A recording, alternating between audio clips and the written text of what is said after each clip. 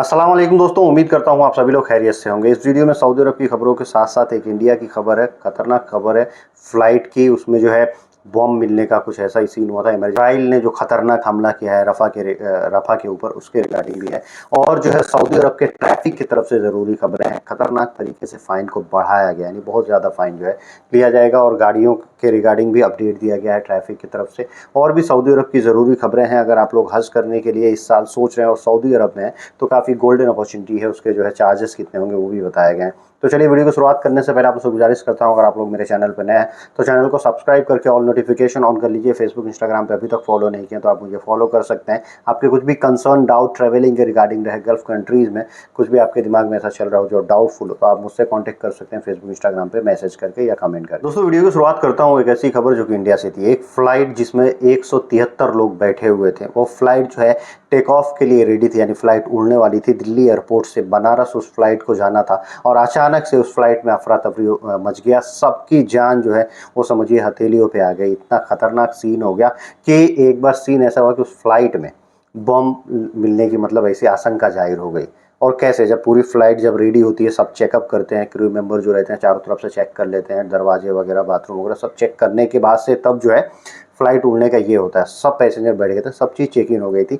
और उसके बाद से जब एक क्रू मेंबर गई और बाथरूम का दरवाज़ा खोली तो वो एक चीज़ देखी, देख के उसको जो है उस पर बहुत ही खतरनाक डाउट हुआ, क्योंकि टिश्यू पेपर वहाँ पे ऊपर रखा हुआ था और उस पर लिखा हुआ था बॉम्ब। मतलब यहाँ पे जो है और टाइमिंग लिखा हुआ था 5:30, यानी ये कल की बात है। कल 5:30 बजे शाम यही लिखा हुआ था और बॉम्ब लिखा हुआ था, यानी जो है बॉम्ब ब्लास्ट होगा फ्लाइट के अंदर। इसको ये डाउट हुआ और टिश्यू पेपर लिए लोगों को बुलाई दिखाई। फिर उन लोगों ने इमरजेंसी में कांटेक्ट किए, जो सिक्योरिटी वाले होते हैं पुलिस वाले, उनसे वो फोर्सेज आ गई। लगभग 70-80 वो लोग आ गए और उनकी गाड़ियाँ चारों तरफ से फ्लाइट को घेर ली। फ्लाइट को पहले जो है रनवे से हटा के थोड़ा दूर लेके जाया गया, मतलब रनवे पे ही जो सुनसान एरिया होता है वहाँ पे लेके जाया गया। और उस फ्लाइट को चारों तरफ से पुलिस वालों ने घेर लिया, बम स्क्वाड की टीम ने घेर लिया। और जब सारे पैसेंजर की इमरजेंसी लैंडिंग, यानी जितने दरवाजे उसमें होते हैं लगभग 6 दरवाजे, वो सब दरवाज़ों को खोला गया। इमरजेंसी दरवाजे वो भी खोले गए, उसमें से स्लाइडिंग आप देख सकते हैं वीडियो में, सरक सरक के पायलट और पैसेंजर उतरे। उसमें बच्चे भी थे।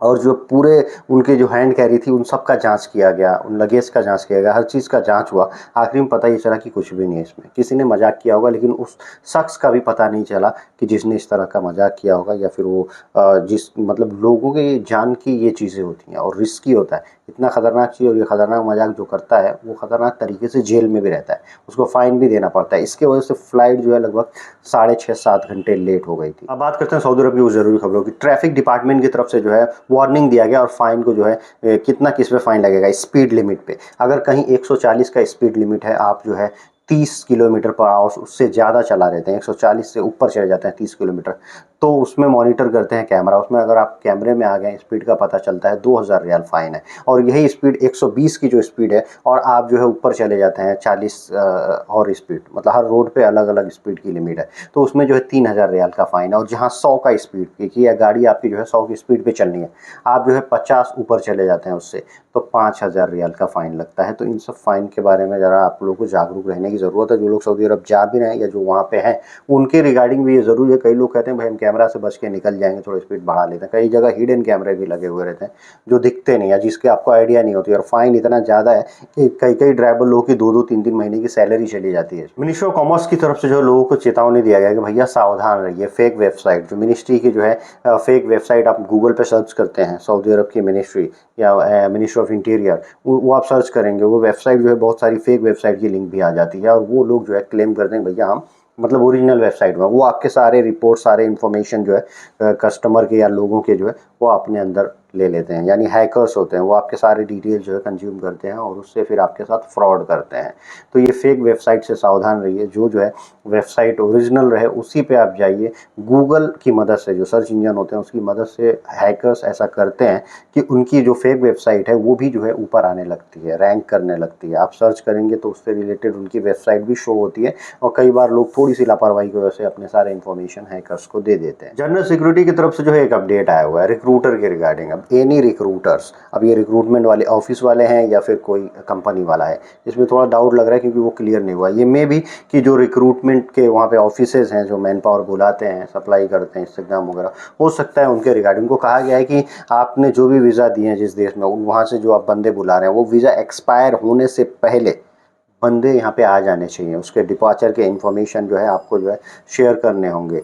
नहीं करेंगे अगर तो 50,000 रियाल तक का फ़ाइन लग सकता है, जेल भी हो सकती है 6 महीने की। अगर गैर मुल्की उस रिक्रूटमेंट ऑफिस का इंचार्ज है, मालिक है, मैनेजर है, तो वो जो है डिपोर्ट भी हो सकता है।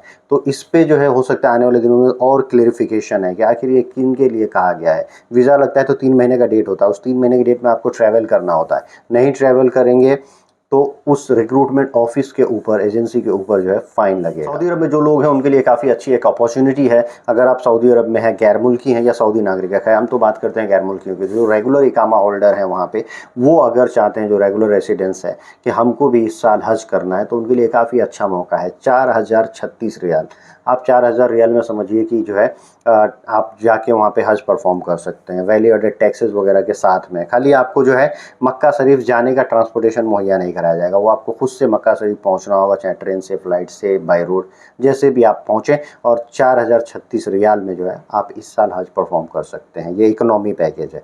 बाकी और जो है जो मतलब उसके ऊपर के जो पैकेज होते हैं, कदानत वादी अल टावर पैकेज, यानी और महंगा वाला है, ये है 13,733 रियाल का पैकेज। इसमें भी ट्रांसपोर्टेशन, मतलब जो आप जाएंगे मक्का शरीफ तक, तो मक्का सिटी तक जाने का ट्रांसपोर्टेशन इसमें मुहैया नहीं है, वो आप वहाँ पहुँच सकते हैं, उसके बाद से सब इसमें है। तो ये 13,733 है, यानी 4,000 वाला जो है वो गैर मुल्की के लिए काफ़ी अच्छा है, काफ़ी सहूलियत वाला है। वो चाहें तो बहुत ज़्यादा लाखों रुपए खर्च करने की ज़रूरत नहीं, क्योंकि 3 लाख, 4 लाख, 5 लाख लोग खर्च करके इंडिया से जाते हैं। आप अगर वहाँ पे हैं तो आपके लिए अच्छी अपॉर्चुनिटी है कि आप 4,000 रियाल में जो है इस साल हज कर सकते। सऊदी अरब में रोड दुर्घटना में, यानी सड़क एक्सीडेंट में जो मौत होती थी, उसमें 50% तक की कमी आई है। मौत होने की कमी जो है, सबसे पहला एक ये चीज़ मेरे को लगता है कि जो भी एक्सीडेंट होते हैं, या तो वहाँ पे एक तो नियम जो है सख्त हैं, उससे जो एक्सीडेंट कम होती है, और एक्सीडेंट होता भी है तो उसमें मौतें कम हो रही हैं। उसका मेन वैलिड और सबसे बड़ा रीज़न हो सकता है कि वहाँ पे जो है एम्बुलेंस की सर्विसेज, जो एयर एम्बुलेंस बोलते हैं, यानी जहाँ भी दुर्घटना होता है वहाँ एयर एम्बुलेंस फटाफट पहुँचता है, और जो भी लोग हैं वहाँ पे उनको उठा के हॉस्पिटल लेके जाता है, घायलों को। तो ये काफ़ी अच्छी सर्विस है। हो सकता है कि इसके वजह से 50% तक की कमी आई है एक्सीडेंट से होने वाली मौतों में सऊदी अरब में पिछले कई सालों के कंपैरिजन में। और एक और चीज़ ट्रैफिक की तरफ से बताया गया है कि अगर आप गाड़ी चला रहे हैं, गर्मी जो है खतरनाक तरीके से सऊदी अरब में बढ़ने वाली है। 48 से 50 डिग्री तक टेम्परेचर होने वाला है सऊदी अरब के कई रीजन्स में। तो अगर आप गाड़ी चलाते हैं तो गाड़ी में कहीं ब्लास्ट ना हो जाए, आग ना लग जाए, उससे बचने के लिए आपको कुछ चीज़ें ध्यान देनी होगी, लाइक उसमें परफ्यूम, एयर फ्रेशनर या कोई भी ज्वलनशील जो चीज़ें होती हैं वो नहीं रखना है। लाइक आपको जो है बैटरी, लैपटॉप वगैरह भी गाड़ी में नहीं रखना है, क्योंकि गाड़ी जब हीट होती है तो बैटरी और लैपटॉप फटने के चांसेस ज़्यादा होते हैं। जब वो फटते हैं तो गाड़ियों में आग लग जाता है। तो इस तरह की कोई भी चीज़ हो जो ज्वलनशील हो, जिससे फट सकती है, जिससे आग लग सकता है, तो उनको जो है गाड़ियों में गर्मी के दिनों में न छोड़ें, नहीं तो गाड़ियों में आग लगेगी और आपका खासा नुकसान भी हो जाएगा। दोस्तों, वीडियो के आखिर में बात करते हैं कि इजराइल ने जितने खतरनाक तरीके से राफा पे हमला किया था कल के डेट में, वो कल की रात के डेट में ये हमला हुआ है। और उसमें जो है लगभग राफा, सबसे पहले समझते हैं राफा है क्या। राफा गाजा स्ट्रिप का ही एक हिस्सा है, एक टुकड़ा है।